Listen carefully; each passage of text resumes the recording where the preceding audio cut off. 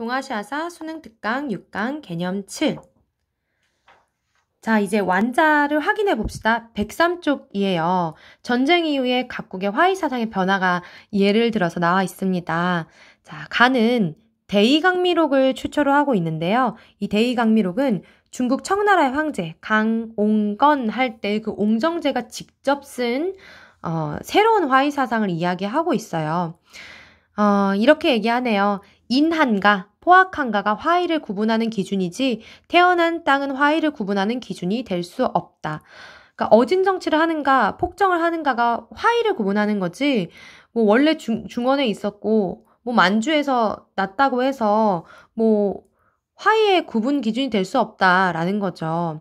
중국의 옛 고대 이야기에 이르면 뭐 순임금, 주나라 문왕도 있는데 그 사람들도 다 동쪽 오랑캐 사람이고 서쪽 오랑캐 사람이지만 그것이 성스러운 덕에 무슨 손상을 입혔니? 아니야 라고 얘기를 하는 거죠.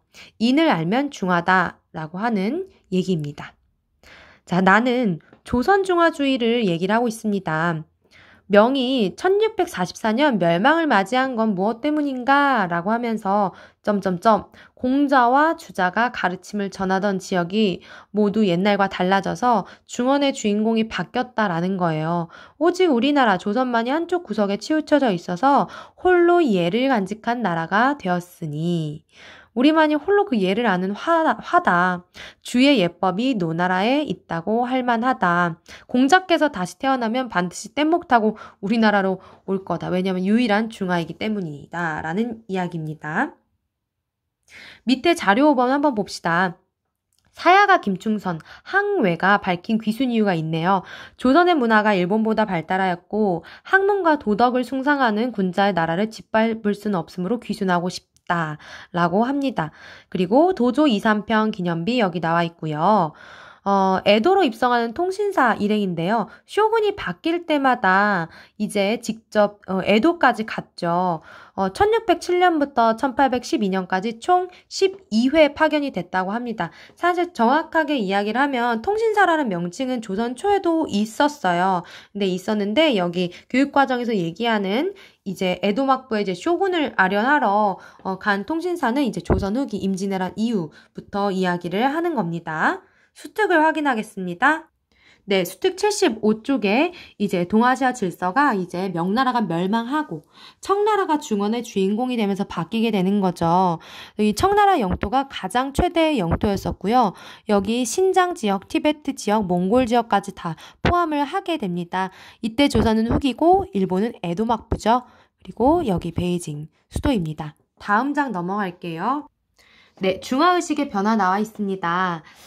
첫 번째 자료는 역시 조선중화주의입니다. 통신사에서 이제 조선의 사신과 일본인이 대화를 하는 거예요.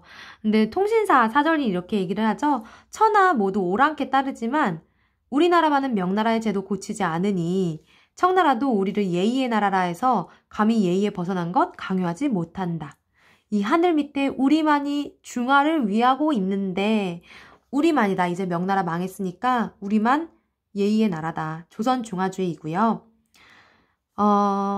그리고 두 번째 점은 이제 북학운동이 점점 대두하고 있는 겁니다. 이제 출처도 실학자 박지원이네요. 우리는 저들 청과 비교하여 한치도 나은 점이 없다. 머리를 깎지 않고 상투를 틀고 있는 것만 가지고 스스로 천하제일이라고 하면서 지금의 중국은 옛날의 중국이 아니다.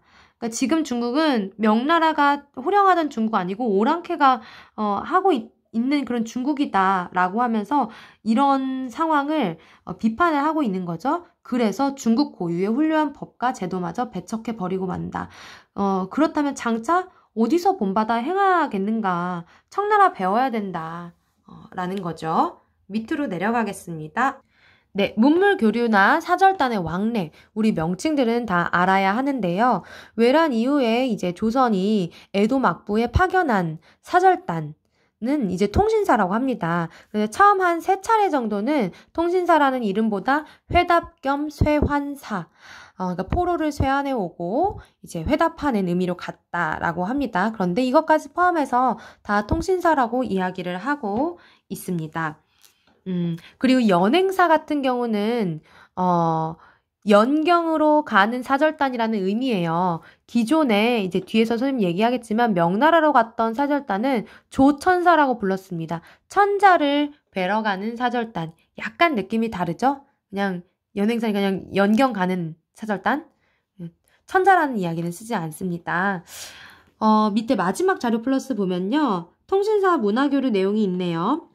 작은 배를 타고 오사카에서 출발하여 큰 배로 옮겨 탔다. 이날 송환된 사람은 120여 명이었다. 끌려간 사람을 이제 데려오는 거죠, 송환.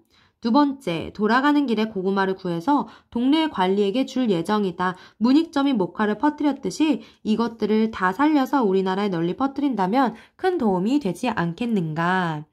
네, 요 첫 번째 점은 선생님이 얘기한 회답 겸 쇠환사의 역할인 거고요. 네, 이거는 이제 통신사 조엄이라는 사람이 스시마에서 고구마 종자를 구해오는 그런 내용입니다. 자, 수특 6강 17세기 동아시아 전쟁 정말 꼼꼼하게 공부해야 돼요. 선생님 강조해도 지나치지 않아요. 가장 어려운 문제가 여기에서 출제가 됩니다. 그래서 개념 확실히 하고 자, 문제 풀고 문제풀이 강의 듣도록 합시다.